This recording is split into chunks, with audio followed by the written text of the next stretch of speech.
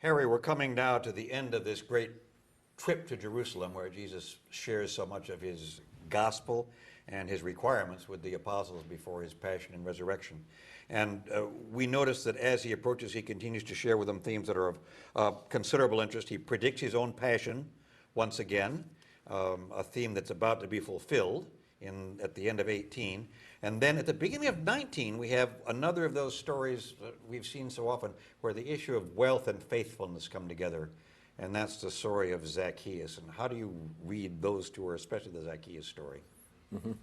Yeah, certainly the passion prediction in Luke 18:31 parallels the kind of structuring element we get in both Mark and Matthew leading up to the passion story.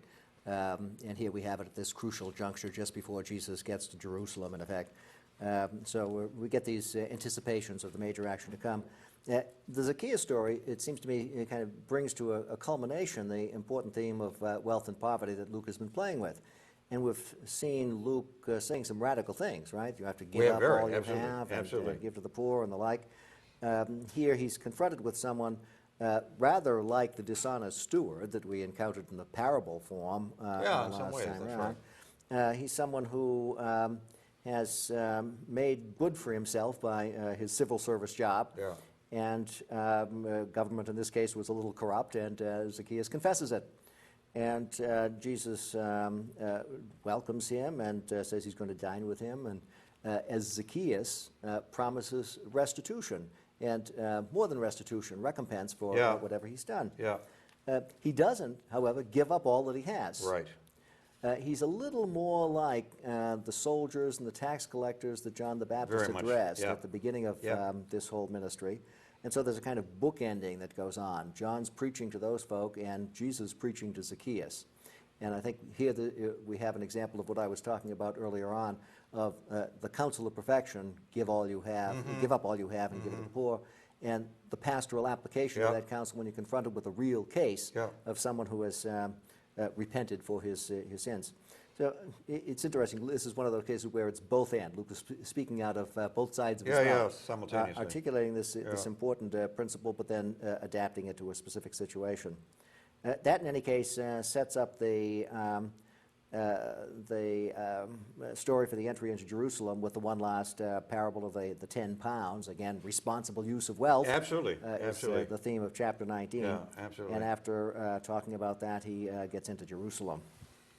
Do you think with Zacchaeus, when Jesus says you are a son of Abraham, what does he mean by that? Is it bringing him back into the covenant community?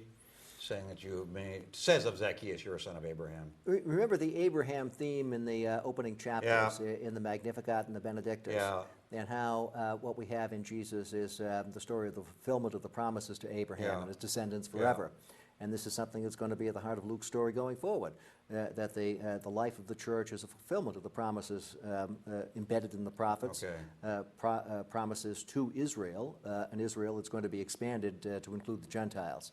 And so part of this is bringing the lost sheep home. Yeah. We have echoes of the previous couple of chapters here. We Zacchaeus do. is a lost sheep. He's a prodigal son, and he's also somewhat of a dishonest steward. And in all of these cases, summed up by being embraced by Jesus, being given a new start, and by being told, yes, I'm dining in your house tonight. Dining, that a very important theme, and we're going to be picking up on that momentarily. Okay. So here comes Jesus into Jerusalem. On his, what's usually called the triumphal entry. Is this triumphal? What's going on? What themes do you see in here? Yeah, just one thing to say about the overall structure here. In 1928, we have Jesus going into Jerusalem, and this begins the Lucan parallels to the Matthean and Markan accounts. Right. And so up until now, for the last 10 chapters or so, under this overall rubric of moving up to Jerusalem, we've had this hodgepodge of teachings brought together in some sort of spiraling thematic way. Right. And now we get back to the Markan order, because I think Luke is following Mark. Yeah, I do too. And some of the themes of Mark, the irony, for instance, of this entry into Jerusalem, riding on an ass, is this... an evocation of Davidic monarchy, or is it kind of an ironic comment on the monarchical or Davidic claims that can be made about Jesus? It's ambiguous. Okay. In any case, Jesus does enter and is acclaimed in hymnic form, "Blessed is the King who comes in the name of the Lord, Yep. peace in heaven and glory in the highest Yep. in heaven," echoing the proclamation of the angels at the birth of Jesus. There are all these parenthetical kinds of things at the beginning and the end of the gospel, echoes of things that Luke has already done. And that's an addition to the Markan version. In any case, from here on, what we get is more or less the story of Jesus in Jerusalem as Mark tells it, Yeah. with a few twists and turns, a couple of additional elements, and then some rather dramatic reformulations, as in the eschatological discourse, the story of the last things.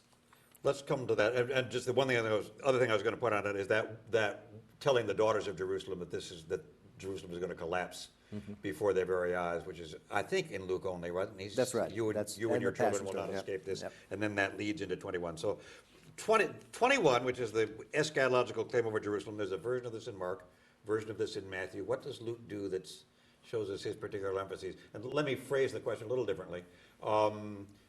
Again, in the standard histories, theologies of Luke, Luke is the one who postpones the end, talks about the time of the church. Yes, it's coming, but there's no big hurry about it, so we need to think about how we live in the meantime. Is this meantime stuff, or is this get ready any minute, here he comes? Yeah, I think it's more the meantime Okay. stuff. If you read the version of this set of prophecies in Mark, for instance, Mark 13, you get the sense that Jesus is talking about something that's going to happen in the very short run.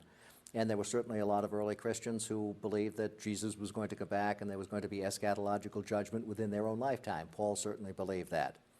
And by the time that Luke was writing this gospel in the 80s or 90s, it's been quite a while since those first predictions were made, and people, I think, are beginning to worry about whether that belief is correct or whether they had to readjust their eschatological timetable. I think what you have in Luke is precisely that kind of adjustment.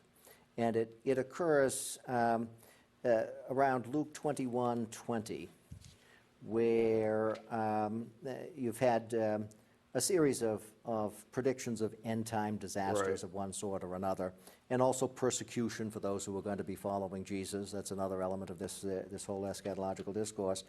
But here in 21:20, you have something that's unique to Luke. When you see Jerusalem surrounded by armies, then know that its desolation has come near.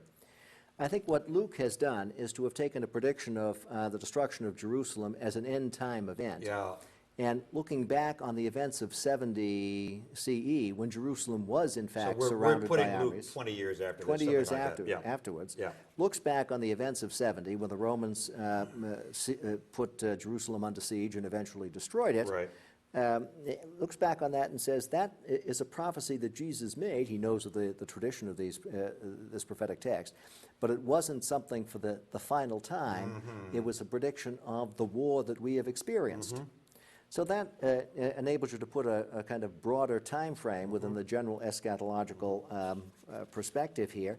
And I think you see that at the end of this little story in verse 24, this part of the prophecy in verse 24, where Luke has Jesus say, "Jerusalem will be trampled on by the Gentiles until the time of the Gentiles, the times of the Gentiles are fulfilled." Yeah.